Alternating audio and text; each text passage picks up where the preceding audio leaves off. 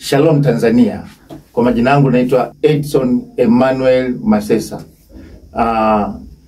Katika muda huu tena nimetokea hapa na kuletea kitu kizuri sana ambacho ninaamini kitakubadilisha kutoka sehemu moja kwenda sehemu nyingine.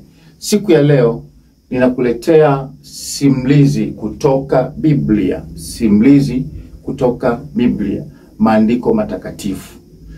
Nakuletea simulizi ya kweli ambayo imewahi kutokea miaka mingi iliyopita, lakini kwa sababu imo katika maandiko matakatifu, naomba nikuletee simulizi, na nitakuwa na mtiririko kuletea simulizi kadhaa ambazo zimewahi kutikisa sana katika Biblia, maandiko matakatifu. Nadhani unajiuliza kwamba ni simulizi gani, na kabla sijakuambia simulizi yenyewe, ninaomba tusome kitabu cha Biblia kutoka katika kitabu cha Yeremia, ambapo tunajenga msingi wetu wa simulizi yetu. Baadaye tutaendelea na simulizi yenyewe. Kitabu cha Yeremia sura ya 17, tutaanza kusoma mstari tu mmoja. Tutasoma mstari mmoja tu wa 9. Nikupe heading kwanza au utangulizi, halafu baadaye nitaingia kwenye simulizi yenyewe. Lakini simulizi hiyo inatokana na mstari huu ambao utakuwa ni msingi ama basic ya simulizi yetu ambayo tutaendelea kuwa nayo.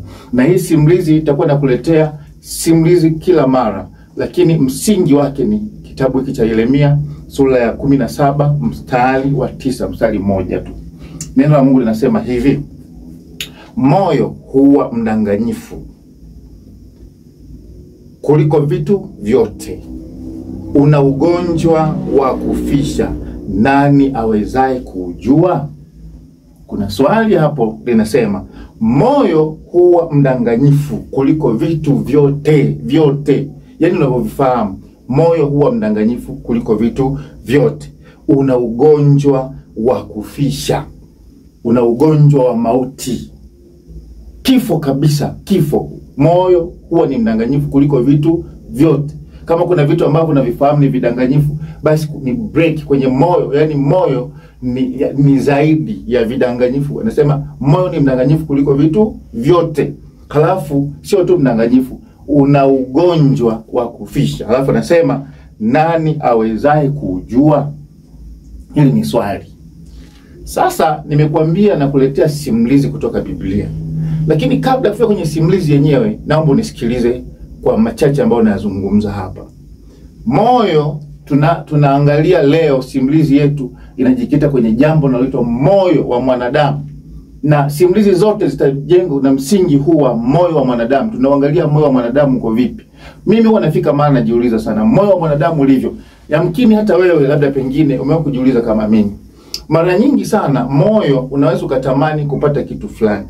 Moyo unatamani labda upate nini? Upate labda kama ni vazi fulani. Yaani amani ya moyo inaondoka mpaka upate lile vazi ambalo moyo umekutuma kulipata. Unaona? Na Mungu akakusaidia ukapata lile vazi ambalo ulikuwa unataka, la gharama ambayo ulikuwa unaitaka. Moyo umekutuma kwamba nisinunue nguo ya bei nafuu, ninunue nguo ya bei ghali. Moyo umekutuma hivyo. Huna pesa, utapiga vibarua. Yaani moyo unakushurutisha. Yaani lazima ufanye mpaka upate hela. Ukapata hela kweli, ukanunua lile vazi ambalo moyo umekutuma kulinunua. Unaona? Na moyo ukikutuma kufanya, yaani huwezi ukapata amani kabisa. Moyo unakutuma, unakushurutisha fanya, utafanya. Ndio maana leo watu wanaiba, kwa sababu wameshurutishwa na moyo wafanye kitu fulani, wapate kitu fulani, wawe na maisha fulani. Unaona hapo? Sasa unapata vazi hilo, sasa unalinunua, unafurahi. Yaani moyo wako unafurahi unapolipata, kwa wakati huo unafurahi. Lakini ukishalipata tena, moyo si kwamba utaridhika kwa sababu umetimiza lile ambalo moyo ulikuwa unahitaji. Dakika chache tu moyo tena unakwambia hili ni moja, utakuwa unabadilishaje sasa? Utakuwa unavaa hili tu kila mara. Watu watakukariri na hili vazi japo lina thamani kweli na umepata kweli, lakini bado fanya tena kitu kingine. Ili kwa nyeusi labda pengine aina fulani, tafuta tena aina nyingine. Ukipata hiyo tena, angalau mambo yatakuwa mazuri. Mtu anakurupuka, anaanza tena safari ya kutafuta kitu kingine tena. Anatafuta, moyo unamsukuma, anapata kila ambacho moyo umemtuma kukifanya. Akishakipata tu tena, moyo si kwamba utaridhika, unamtuma tena kufanya kitu kingine. Unaona moyo ulivyo? Moyo uko vile, hauridhiki. Zamani mimi nilikuwa nafikiriaga kwamba labda mtu akipata pengine mke ambaye alikuwa anahitaji kama chaguo lake, ataridhika tu, basi atasema asante nimepata. Leo watu wanaingia kwenye uasherati kwa sababu gani? Moyo unamtuma. Alikuwa na mwanamke labda pengine mwembamba mfupi, anamwambia tafuta mwembamba mrefu. Anamtafuta mwembamba mrefu. Akishampata mwembamba mrefu anamwambia tafuta tena mnene mweusi. Anamtafuta tena mnene mweusi, tafuta mweupe mfupi. Yaani ni hivyo, moyo ni kukimbizana. Leo watu walioanza kuiba, labda majizi wengine wanajifunza vipi kuiba. Mtu anapata shida na anapigika na shida inampiga kabisa, inampiga. Anasema Mungu ananiona, nikaibe tu mara moja, nikidhi tu mahitaji yangu ambayo amenibana, sitarudia tena. Anafanikiwa naiba na hajaonwa. Kama Waswahili wanavyosema za mwizi waga ni ngapi? Ni 40. Anabahatika labda kweli 40 kama sio siku hiyo, siku ya kwanza hiyo analeta mawindo ambayo ameenda kuiba. Lakini bado akishaona kumbe hivi tu ukipata tu hiki yani mara moja tu unanufaika, unafaidika hivi. Anaona tena, ngoja nikajaribu tena mara ya pili. Alisema anajaribu tu mara ngapi? Ya kwanza. Anaanzia tena safari nyingine ya kuiba. Mwishowe siku ya 3, mara ya 4, mwishowe sasa anakuwa ni mzoefu. Alianzaje? Alianza kwenye shida, akasema tu Mungu naniona nimepigika kweli. Moyo uko vile. Unaona, hauridhiki. Neno la Mungu linasema kwamba moyo huwa mdanganyifu. Wenyewe unakudanganya kila mara.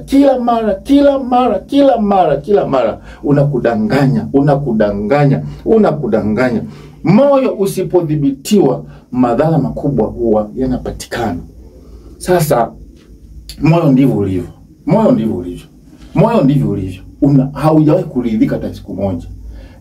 Kadhalika vitenge. Nunua kitenge cha aina fulani. Nunua waksi. Ukipata waksi umetoka toleo fulani tena ni kukimbizana. Kumbe moyo usipodhibitiwa huwa unampeleka mtu kwenye nini? Kwenye madhara. Anaangukia kwenye madhara. Anakamatwa, anapigwa, ameiba, lakini alisema ni mara moja tu, sitarudia tena. Shida ni nini? Ni moyo unasumbua watu. Sasa katika simulizi ya leo inahusiana na moyo, nataka nikuletee habari ya mtu mmoja. Umuone katika kitabu cha Samueli wa pili sura ya 11. Samueli wa pili sura ya 11, tufungue pale. Kama una Biblia, kama huna Biblia nisikilize, ambapo sasa tunaanza kusimulia simulizi hii ya mtu mmoja anaitwa mfalme Daudi. Tunasoma kitabu cha Samueli wa pili. Samueli wa pili sura ya 11. Hii hapa nimeipata, sura ya 11. Tunaanza kusoma mstari wa 2 mpaka wa 17. Kitabu cha Biblia Samueli wa pili sura ya 11 mstari wa 2 tutasoma mpaka wa 17. Hapo ndipo simulizi yetu kwa siku ya leo itaishia hapo. Inayotokana na moyo huwa mdanganyifu, una ugonjwa wa kufisha. Ni nani aweze kuangalia madhara sasa ya moyo ambayo tunakwenda kusimuliana hapa katika Biblia? Nisikilize sasa, tunaenda pamoja. Biblia inasema hivi, kitabu cha Samueli wa pili sura ya 11 mstari wa 2. Na Mungu anasema, ikawa wakati wa jioni, Daudi akaondoka kitandani, akatembea juu ya dari ya jumba la mfalme. Na alipokuwa juu ya dari, aliona mwanamke anaoga. Naye huyo mwanamke alikuwa mzuri sana, wa kupendeza macho. Unisikilize sasa, tunaanza kwenye simulizi. Tumemaliza mstari huo wa 2. Daudi alikuwa ni mfalme. Mfalme huyu Daudi amejipumzisha jioni. Tumesoma hapa Biblia ilikuwa ni jioni. Baada ya kufanya kazi nyingi, kafanya mambo mengi, akachoka kama ilivyo kawaida binadamu. Najua hata wewe huwa unachoka, unahitaji kupumzika. Akajipumzisha kwenye kitanda chake, akapumzika, kalala mfalme. Si unajua mfalme tena majukumu huwa ni mengi, harakati ni nyingi. hoja ni nyingi, anafikiria mambo mengi yanayohusu nchi yake, watu wake, maendeleo ya watu wake, kuna changamoto gani. Lakini sasa huyu mfalme wakati anapumzika hivyo, wakati huu kwake au kwa eneo lile kama mfalme, kulikuwa na vita inaendelea. Hapo kulikuwa na vita ilikuwa inaendelea. Usiulize umejuaje, utaiona tu kule mbele tunakoelekea katika mstari unaofuata. Sasa amejipumzisha, nadhani anawaza tutashindaje hii vita ambayo inatukabili. Unaona? Sasa baada ya kujipumzisha, kama ilivyo kawaida, huwezi kupumzika muda wote kitandani. Daudi ikabidi aamke. Akaamka kitandani kwake, akaanza kutembea kwenye lile jumba lake, kwenye kasri lile la kifalme. Kuna bustani, kuna nini, alikuwa na gorofa yuko juu kule, anatembea si mfalme, anatembea kwenye kasri lake, kwenye lotion yuko gorofani huko juu. Katika kutembea naangalia mandhari ya ikulu yake, ya jumba lake la kifalme. Sasa kuna hizi bafu hizi. Unaonaga unaweza kaona kuna mtu anajenga bafu alafu anakuwa hajalifunikia juu, liko tu wazi. Amezungushia tu mpembeni, lakini juu hakuna paa lolote kwenye hicho kibafu ambacho alikijenga huyu ndugu mwenye mke wake yule alikuwa anaoga. Sasa mfalme yuko juu, alafu bafu lile liko chini na halina bati juu, halijafunikwa, liko wazi, kazungushia tu. Najua mabafu kama hayo unayafahamu. Katika kuangalia kwake, akamuona huyu mwanamke anaoga. Alivyomuona huyo mwanamke, hapa tumesoma kwamba Daudi akamtamani yule mwanamke. Huyu kumbuka ni nani? Ni mfalme. Na mfalme huwa anaamuru tu chochote kile, kwamba nileteni yule. Hasa wa zamani walikuwa hivyo, anaamuru tu, niletee yule, hakuna kupinga. Hata kama ni mke wa mtu. Huyu naye alikuwa ni mke wa mtu. Haya sasa. Naona akampenda. Moyo ukaanza kumsumbua mfalme Daudi. Moyo ukamwambia, umemwona yule mwanamke? Ni mzuri. Biblia imesema kwamba yule mwanamke alikuwa ni mzuri sana kwa kumtazama. Kwa hiyo huyu mfalme alivyomtazama yule mwanamke anaoga, akamtamani, moyo wake ukamtuma, ukamwambia, unamwona yule mwanamke anaoga? Wewe ni mfalme, unamwona? Akaangalia labda jicho kwa mara ya kwanza, karudia tena la pili, akaanza kuumba moyo. Sasa ukaanza kumtafsiria mambo mle ndani. Tafsiri ya moyo ikaanza. Wewe ni mfalme, unaweza kaamua tu, yani ndani kwa ndani moyo unampa sasa maswali na majibu. Anajihoja na jijibu mwenyewe. Unaona? Akapata sasa wazo. Naye Daudi katika mstari wa 3 anasema hivi. Naye Daudi akauliza habari za yule nani? Yule mwanamke, kwamba huyu mtu, akatuma mtu mmoja akampeleleze yule, amfahamu yule mwanamke. Mtu mmoja akasema, je, huyu siye Bathsheba binti Eliam mkewe Uria Mhiti? Alikuwa anaitwa huyu mwanamke jina lake Bathsheba. Unaona? Halafu ni mke wa Uria, mume wake alikuwa anaitwa Uria. Yeye ni Bathsheba. Watu wakamwambia, yule mwanamke unayosema kama ndio bafu la pale, hapo ni kwa Uria. Halafu yule Uria alikuwa ni mwanajeshi wake. Daudi si mfalme. Yule alikuwa ni mmoja wa wanajeshi. Kwa hiyo yule mwanamke aliyemuona yule Bathsheba alikuwa ni mke wa mwanajeshi wake.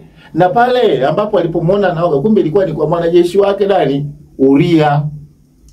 Na Uria kwa sababu ilikuwa ni wakati wa vita na ni mwanajeshi, alikuwa vitani. Ameenda kule vitani kupigana vita. Umeona? Sasa baada ya pale alivyopeleleza, wakamletea majibu, yule ni Bathsheba, ni mke wa Uria. Uria ambaye ni mwanajeshi wako. Baada ya kufahamu hayo, mstari sasa wa 4 anasema, basi Daudi akapeleka wajumbe, akamtwaa. Umeona? Akamchukua yule mwanamke, naye akaingia kwake, naye akalala naye. Maana yule mwanamke amekwisha kutakasika unajisi wake. Maana yake kutakasika unajisi wake ni kwamba, unajua wamama huwa wanakuwa katika siku zao. Kwa hiyo alikuwa ametoka kwenye siku zake kama ilivyo kawaida. Ndio maana ninaposema ametakasika neheka unajisi wake. Kisha akarudi nyumbani kwake. Safari ya kwanza Daudi alimuona, ya pili akamtamani, moyo ukaanza kumtafsiria. Baada ya kutafsirika akapata tafsiri nyingi, akaagiza watu, nendeni mkamlete. Wakaenda watu wakamleta, kafanya naye ubaya. Umeona, mke wa mtu, wa mwanajeshi wake, askari wake, mpiganaji wake, anafahamu maana kaambiwa. Unaona, lakini bado moyo huu ambao ni mdanganyifu ukaendelea kumdanganya mfalme. Huyu ni mfalme, mtu anayeaminika na watu, lakini akapata shida hiyo, kudanganywa na nini? Na moyo. Kumbe hata wafalme nao huwa wanadanganyika. Moyo ni mdanganyifu.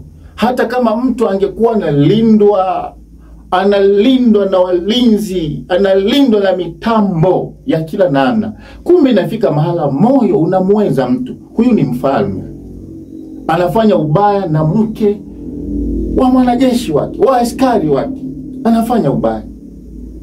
Unaona mambo yalivyo. Moyo hauna komando, moyo hauna tajiri, moyo hauna maskini. Yaani moyo usipodhibitiwa unamweza yoyote. Huyu ni mfalme, lakini tayari amefanya ubaya na nani? Na mke wa askari wake Uria. Bathsheba, mwanamke huyu ameamuru, amekuja. Sasa ngoja uone mstari wa 4. Basi Daudi akapeleka wajumbe wakamtwaa. Okay, hapo nimeshazungumza tayari. Twende mstari wa 5. Biblia inasema hivi, yule mwanamke. Uone sasa moyo unavyodanganya, na ujue ugonjwa wa kufisha ulionao moyo. Sawa? Tumeona moyo umemdanganya, ameingia kwenye mtego, kafanya ubaya juu ya mwanamke. Sasa yule mwanamke akachukua mimba. Basi akapeleka na kumwambia Daudi. Maana yake akatuma habari kwamba, bwana, mimi ni mjamzito. Mfalme, tayari mimi mwenzako ni nani? Ni mjamzito. Nadhani unaweza ukaniuliza swali kwamba si alikuwa na mume wake? Kumbuka nimesema mume wake alikuwa vitani, na alikuwa ndio ametoka kwenye siku zake. Kwa hiyo hakuna shaka kwamba mume wake amemwacha, hana dalili yoyote ile ya ujauzito. Akaenda wapi? Vitani. Yuko vitani, mfalme amemtaka mwanamke huyu, kapata sasa ujauzito. Mume wake yuko wapi? Yuko vitani. Haya, ngoja usikilize sasa kilichoendelea pale. Safari moja imeanzisha nyingine, shida ya moyo. Ndipo Daudi akapeleka kwa Yoabu. Yoabu alikuwa ni mkuu katika vile vikosi, yani yani alikuwa ni nani? Ni amiri jeshi, ni mtu ambaye ni mkuu wa vikosi, akisema kwamba sasa hivi ni hivi, wewe kaa mbele. Sio wanaitwa watu gani hawa kweli kwenye majeshi, watu wenye vitengo kama hivyo, wewe najua utakuwa unafahamu. Kwa hiyo huyu Yoabu alikuwa ni mkuu katika lile jeshi, anaamuru. Akiambiwa kitu na mfalme, anawaambia askari wale, wanafanya kama maagizo yalivyotoka. Kwa hiyo Yoabu akaambiwa na mfalme, akamwambia hivi, unipelekee Uria Mhiti. Naye Yoabu akampeleka Uria kwa Daudi, kwamba kamwite. Sio kumpeleka, ni lugha tu hapa, lakini inamaanisha huyu Daudi akatuma watu kwamba kamwiteni yule mkuu, mkamwambie mkuu amwite nani?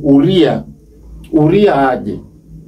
Yoabu kwa sababu ni mkubwa, alimfikishia habari nani? Uria. Kamwambia Uria, mfalme Daudi anakuita. Kwa hiyo amesema ufanyeje? Uende uonane naye, kutoka vitani, uende kwa mfalme Daudi. Uria hajui hili wala lile, akatoka vitani, kaitwa na mfalme. Hakuna shaka, kajua labda anaenda kupewa maelekezo yanayohusiana na nini? Na vita. Akaenda Uria, hajui hili wala lile. Amefika kwa Daudi pale. Sasa sikiliza kilichoendelea. Akampeleka Uria kwa Daudi. Mstari wa 7 anasema hivi, Uria alipomwendea Daudi Daudi alimuuliza habari za Yoabu na habari za watu na habari za vita. Akamuuliza, Yoabu vipi? Hajambo huko Uria? Safi. Watu wangu vipi? Wanaendeleaje? Wako salama. Lakini vipi matokeo ya vita? Ni kama anataka kufahamu kwa habari ya nini? Ya vita. Kumbe alikuwa na lake jambo mfalme Daudi. Moyo umemtuma tena afanye hila nyingine. Amefanya hila ya kwanza kutembea na nani? Na mke wake. Lakini sasa moyo baada ya kuona mwanamke yule amepata ujauzito, akaanza kutafuta tena hila nyingine. Afanyeje sasa kukwepa huo ujauzito? Yaani anatafuta sasa, moyo unamtuma fanya hivi, wewe ni mfalme. Moyo unamwambia usikae kizembe, utaumbuka. Wewe ni mfalme, fanya hivi. Moyo kaanza kumwambia tena mbinu zingine afanye. Unaona moyo ulivyo? Umemfanyia jambo moja, sasa kaingia kwenye mtego mwingine. Anahangaika sasa mfalme, anachomokaje? Moyo unamdanganya tena kitu kingine. Sikiliza hapa. Yoabu akamuulizia habari zile Uria, akamuulizia Uria mfalme, vipi habari za Yoabu? Anaendeleaje? Hali ya vita, watu wangu wakoje? Kuna dalili gani njema? Akaeleza. Kumbe huyu mtu alikuwa na lake jambo, utaelewa baadaye. Daudi akamwambia Uria, haya, shuka nyumbani kwako ukanawe miguu yako. Basi Uria akatoka katika nyumba ya mfalme, na tunu ya vyakula ikamfuata iliyotoka kwa mfalme. Yaani sasa baada ya kuja Uria, wamezungumza, kamuuliza habari za vitani. Mwisho wa siku mfalme Daudi anamwambia Uria kwamba sasa Uria, najua umechoka sana. Umetembea safari ndefu kutoka vitani. Naomba sasa uende nyumbani kwako ukanawe hata miguu upumzike. Uria hajui hili wala lile. Yeye anajua ni mtu mwema, kaitwa na mfalme. Kumbe aliyofanyiwa na mfalme ni mabaya, angejua. Ila kwa sababu hajui, basi hakuelewa chochote. Amefika nyumbani, mfalme kamfungashia vyakula na kila aina, ili eti Uria sasa wakati wa mapumziko yake apate chakula anachokitaka.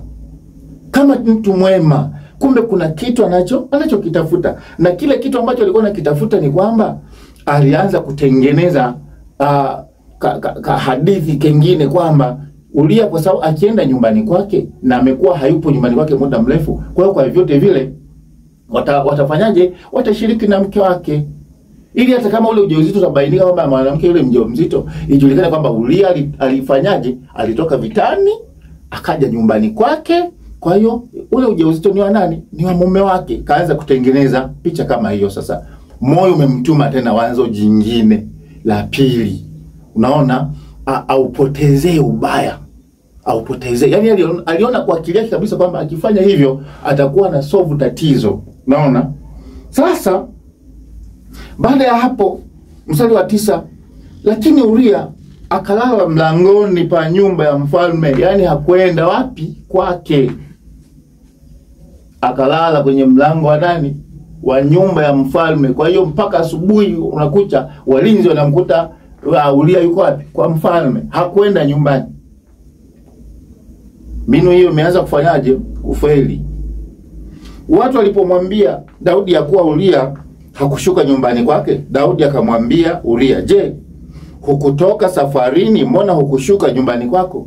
Kama namhurumia kwamba wewe si ulikuwa safari, mbona hujaenda kwako na una muda mrefu hapo nyumbani kwako?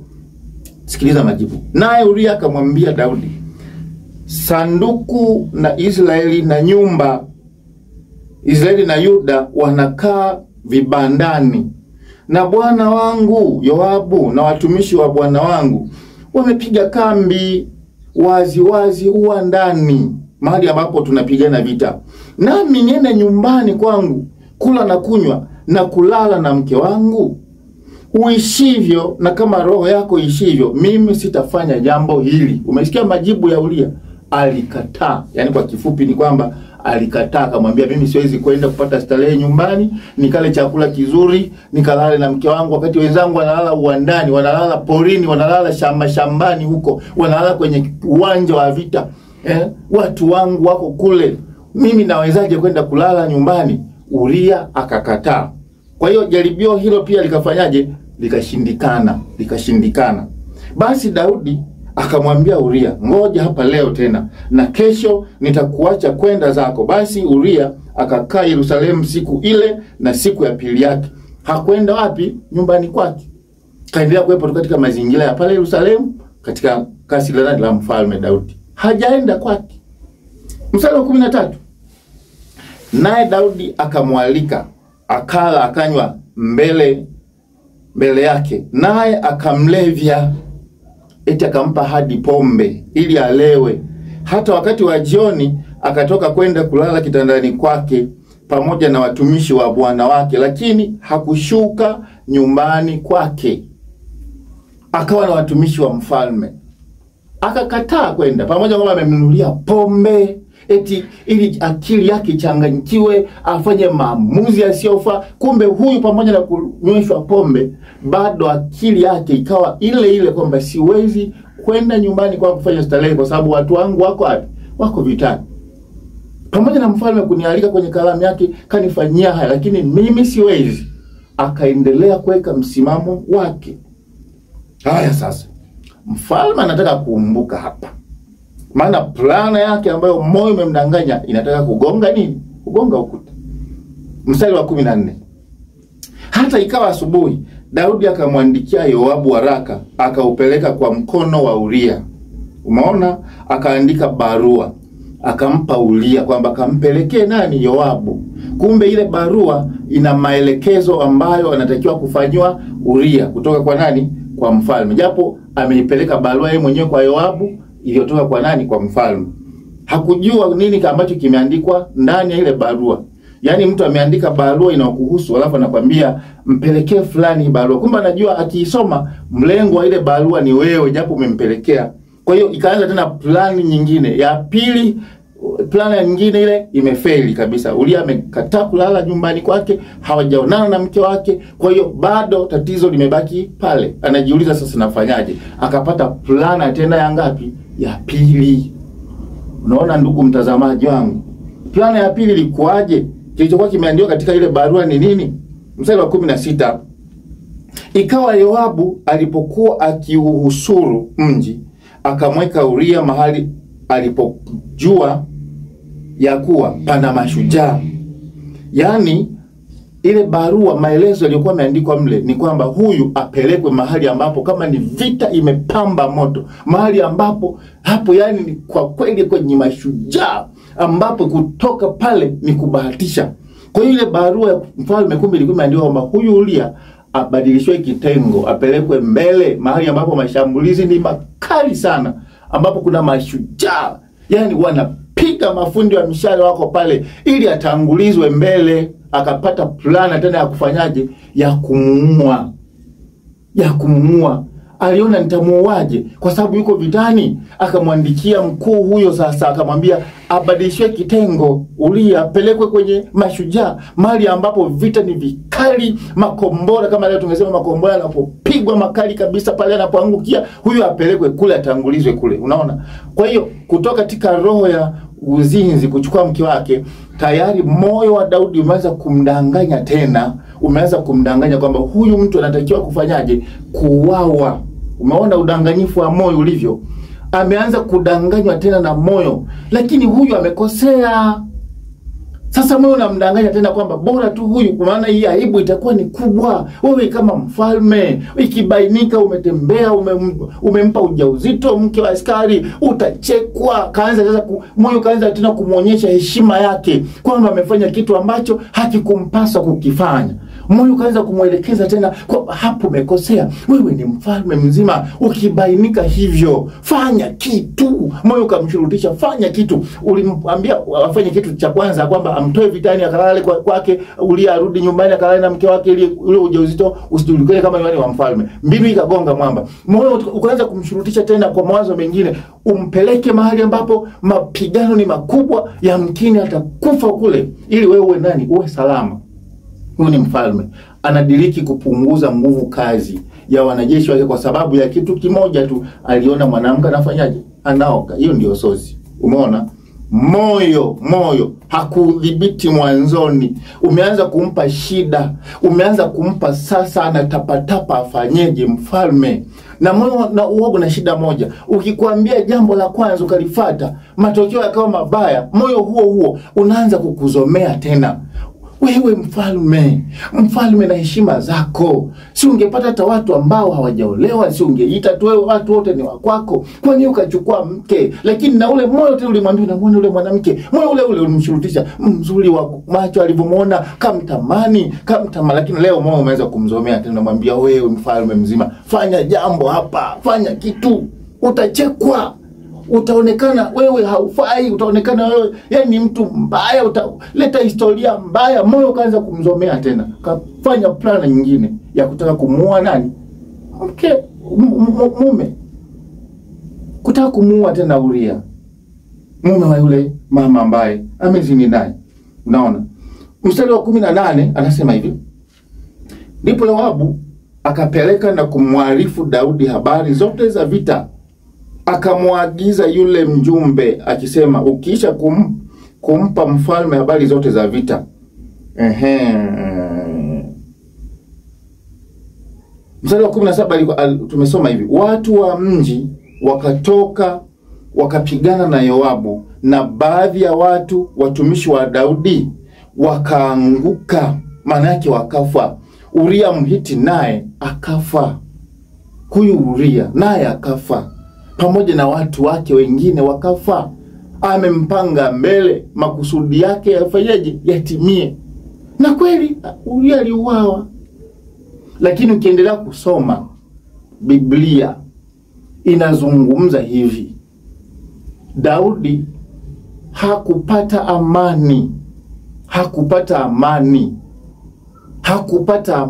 Alipata majuto makubwa katika maisha yake. Aliteseka mno, pamoja na kwamba ni mfalme.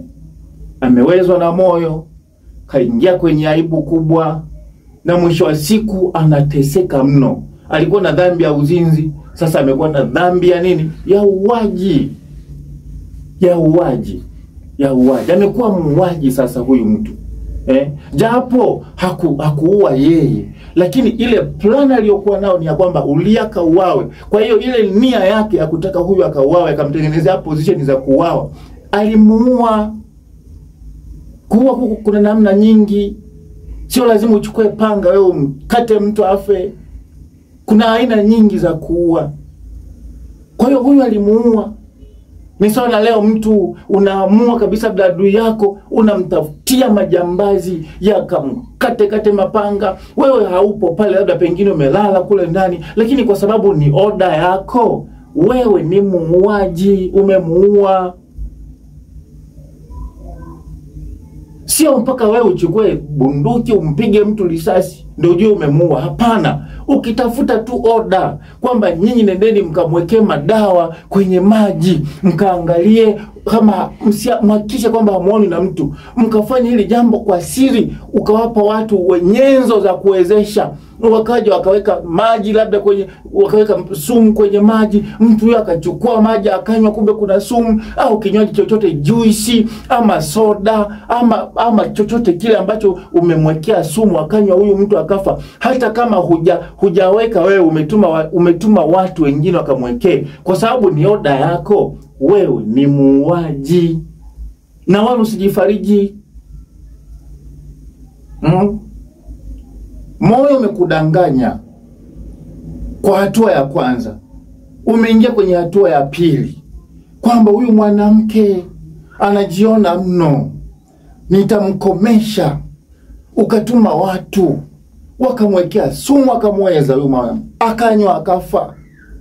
Au ukamwekea kwenye kitambaa fulani ambacho ni cha muhimu kwa lengo la kumuua labda mwanaume huyu, ukaweza kweli. Hujamuua wewe, hujamnyonga wewe, ila umetoa oda ya mtu kuuawa, wewe ndio umeua. Moyo huwa mdanganyifu, una ugonjwa wa kufisha. Na mara nyingi sana watu wenye tabia kama hizi huwa wanaishia pabaya.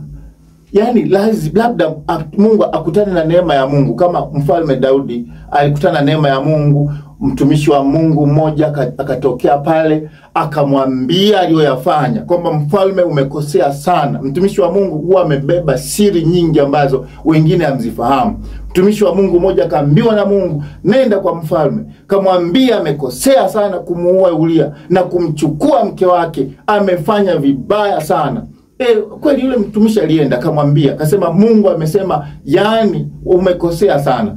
Daudi alihurumiwa na Mungu, akapata moyo wa rehema, akalia sana. Daudi alitubu. Kumbe jambo hili lingeisha tu pale angegundua kwa mara ya kwanza alipokosea.